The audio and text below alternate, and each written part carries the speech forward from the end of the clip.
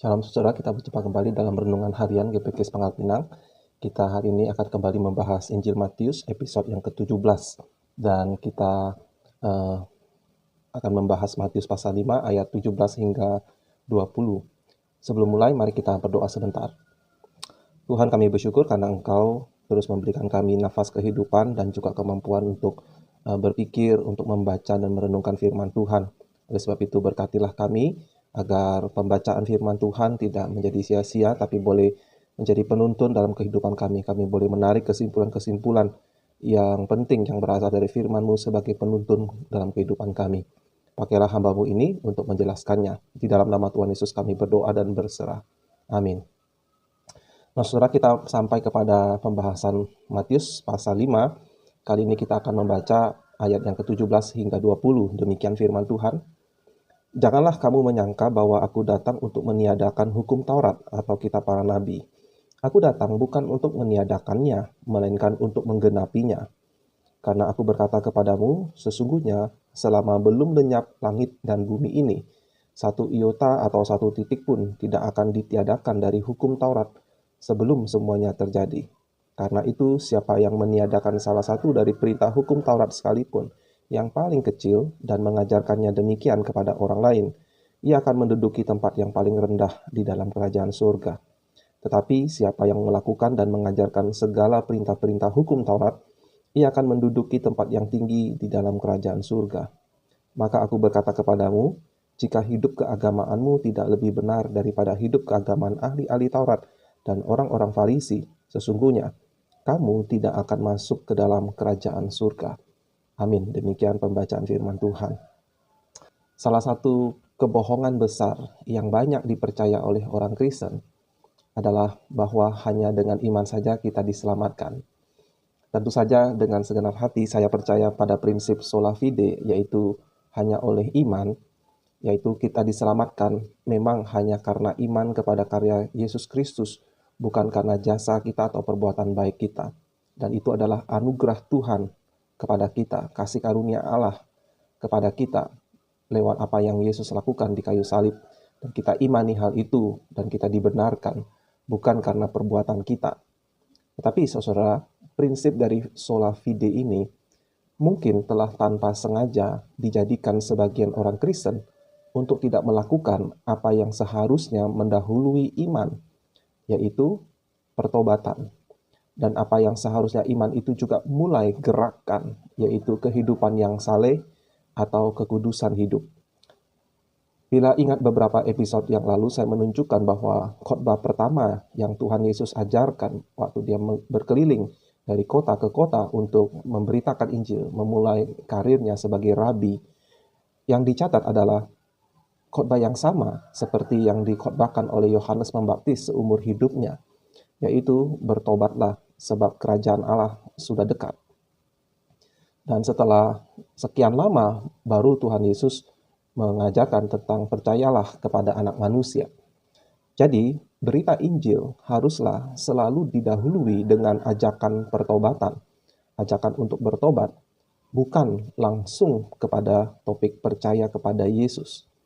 Nah, saudara, saya khawatir ada banyak orang yang dengan maksud baik menawarkan keselamatan sebagai jalan masuk untuk ke surga yang memang demikian, tetapi seolah-olah tanpa sengaja telah mendiskon kira-kira 50% dengan mengatakan percayalah kepada Tuhan Yesus, maka dosamu akan diampuni dan kamu akan diselamatkan.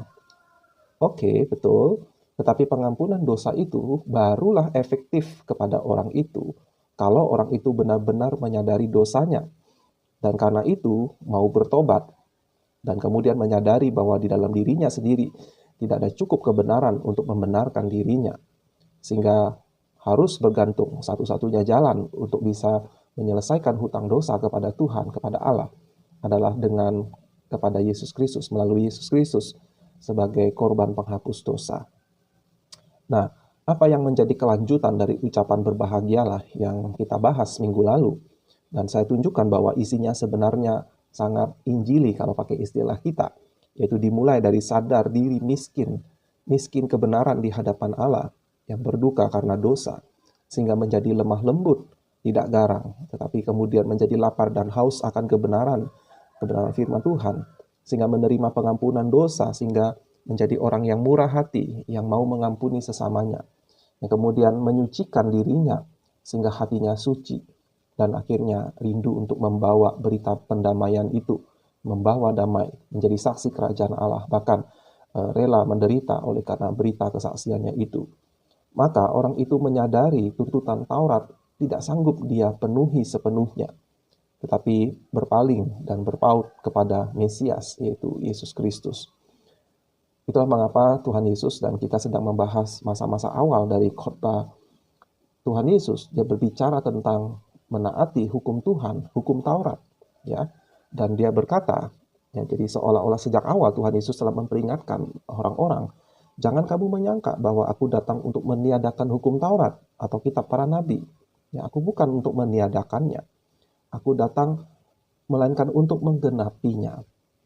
Ya, jadi Tuhan Yesus itu bahkan mengapa kalau kita pikir-pikir, mengapa Tuhan Yesus mesti repot-repot lahir dari keluarga Yahudi, keluarga Yusuf dan Maria, dan disunat dan mengikuti proses orang-orang Yahudi pada umumnya pada saat itu. Mengapa Tuhan Yesus dalam kemahakuasaannya tidak datang dalam wujud orang dewasa, langsung mulai pelayanannya? Kenapa dia harus dilahirkan dari seorang perempuan? Karena Tuhan Yesus datang untuk menggenapi hukum Taurat. Nah kemudian saudara, jangan kita terkecoh dengan kalimat di ayat 19. Seolah orang yang sengaja mengabaikan hukum Taurat akan tetap bisa masuk ke dalam kerajaan surga. Memang kalimatnya seolah-olah punya implikasi demikian. Tetapi ayat itu menurut saya harus difilter dengan perkataan selanjutnya. Maka dampak dari ayat 19 itu, maka aku berkata kepadamu, jika hidup keagamaanmu tidak lebih benar daripada hidup keagamaan ahli-ahli Taurat dan orang-orang Farisi, sesungguhnya kamu tidak akan masuk ke dalam kerajaan surga. Jadi meskipun ayat 19 mengatakan kalau seseorang meniadakan salah satu hukum Taurat dan mengajarkannya demikian, dia akan mendapatkan tempat terendah di dalam kerajaan surga. Tapi kalau seseorang mengajarkan seluruhnya, akan mendapatkan tempat yang tinggi di kerajaan surga.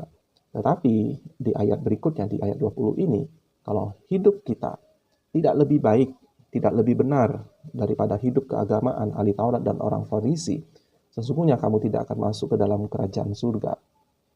Dan apa maksudnya ada kaitan dengan ayat-ayat berikutnya yang tidak saya bahas di episode kali ini. Nah memang saudara, kalau kita memperhatikan di Perjanjian Baru, salah satu kitab yang paling gamblang membahas pembenaran atau keselamatan itu kita terima hanya oleh iman dan bukan perbuatan adalah surat Paulus kepada jemaat di Roma. Rasul Paulus ini yang komentar dari Rasul Petrus berkata tentang Rasul Paulus, kata-katanya ini ada yang sulit dipahami, sehingga orang yang tidak memahaminya dan yang tidak teguh imannya, dua istilah yang seharusnya harus menjadi peringatan bagi kita, sehingga orang yang tidak memahami perkataan Paulus dan yang tidak teguh imannya, akhirnya malah memutarbalikkannya menjadi kebinasaan mereka sendiri. Wow, ini satu kalimat yang serius, saudara, kita sebagai orang Kristen. Sama seperti yang juga mereka buat dengan tulisan-tulisan yang lain. Ini merujuk kepada kitab suci yang ditulis baik oleh rasul-rasul yang lain dan juga oleh kitab para nabi. Memang ada banyak kemungkinan dengan apa yang terjadi pada waktu itu, sehingga Petrus berkata seperti itu di dalam suratnya. Tetapi dugaan saya yang sering terjadi adalah di masa modern ini, ada orang-orang yang suka mencomot-comot ayat sepotong-sepotong, sehingga maksudnya apa yang dia artikan, apa yang dia tangkap dan dia ajarkan berbeda dari maksud atau intensi dari sang penulis aslinya.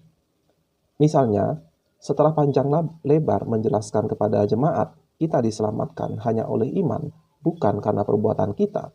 Rasul Paulus di dalam suratnya, di surat Roma, melanjutkan dengan perkataan-perkataan seperti ini. Ya, yang saya maksudkan tadi bisa saudara baca, Roma dari ayat pasal 1 hingga pasal 6. Lalu di pasal 6 ayat 7 hingga 14 ada kalimat seperti ini. Sebab siapa yang telah mati, ia telah bebas dari dosa. Maksudnya mati bersama Kristus. Jadi jika kita telah mati dengan Kristus, kita percaya bahwa kita akan hidup dengan Dia.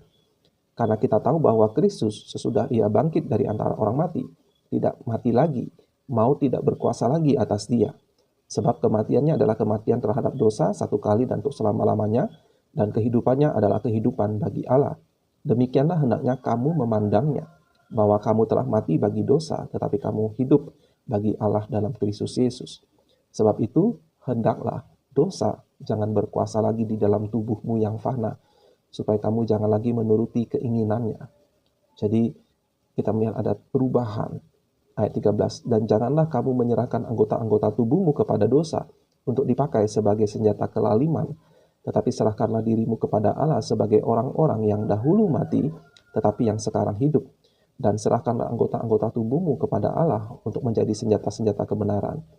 Sebab kamu tidak akan dikuasai lagi oleh dosa, karena kamu tidak berada di bawah hukum Taurat, tetapi di bawah kasih karunia. Lalu di ayat 19 hingga 22. Aku mengatakan hal ini secara manusia karena kelemahan kamu. Sebab sama seperti kamu telah menyerahkan anggota-anggota tubuhmu menjadi hamba kecemaran dan kedurhakaan yang membawa kamu kepada kedurhakaan, demikian hal kamu sekarang harus menyerahkan anggota-anggota tubuhmu menjadi hamba kebenaran yang membawa kamu kepada pengudusan. Sebab waktu kamu hamba dosa, kamu bebas dari kebenaran. Dan buah apakah yang kamu petik daripadanya? Semuanya itu menyebabkan kamu merasa malu sekarang, karena kesudahan semuanya itu ialah kematian. Tetapi sekarang, setelah percaya, setelah kamu dimerdekakan dari dosa dan setelah kamu menjadi hamba Allah, kamu beroleh buah yang membawa kamu kepada pengudusan, dan sebagai kesudahannya ialah hidup yang kekal. Ini berbicara apa, saudara? Ini berbicara tentang pertobatan sebelum dan setelah beriman kepada Yesus Kristus, ya, memulai perubahan atau transformasi hidup. Jadi ini bukan hidup yang hanya percaya saja bahwa Yesus telah mati untuk menebus dosa manusia, tetapi tidak ada perubahan, tidak ada pengudusan. Sebab setan-setan pun percaya bahwa Yesus adalah Mesias manusia, juru selamat. Dan mereka tidak suka, dan mereka tidak bertobat. Mereka tidak mau pengudusan itu. Jadi tidaklah terlalu ada perbedaan dengan orang Kristen yang percaya Yesus kepada Tuhan dan Juru Selamat tetapi tidak mau bertobat dengan setan-setan. Sebab setan-setan pun punya iman yang sama, tapi mereka sekali lagi tidak mau bertobat. Jadi Paulus tidak pernah berbeda pendapat baik dengan Rasul Petrus juga dengan Tuhan Yesus. Jadi apa yang Tuhan Yesus katakan di sini tentang hidup keagamaan kita, kalau tidak lebih baik dari ahli Taurat dan orang Farisi, tidak akan masuk ke dalam kerajaan surga. Itulah mengapa saudara, kalau saudara memperhatikan pembinaan hari Rabu yang minggu lalu, di mana saya menunjukkan bahwa menurut survei ada 4 jenis orang Kristen di dalam gereja. Sebuah pertanyaan yang sangat menggelisahkan adalah di antara 4 kelompok itu, siapakah yang menurut Tuhan Yesus adalah sungguh-sungguh muridnya? Dan kalau kita melihat satu-satunya jalan untuk menjadi orang yang berpusatkan pada Kristus, yang mengasihi Tuhan lebih daripada segala sesuatu, mau tidak mau, tidak mungkin tidak dilakukan.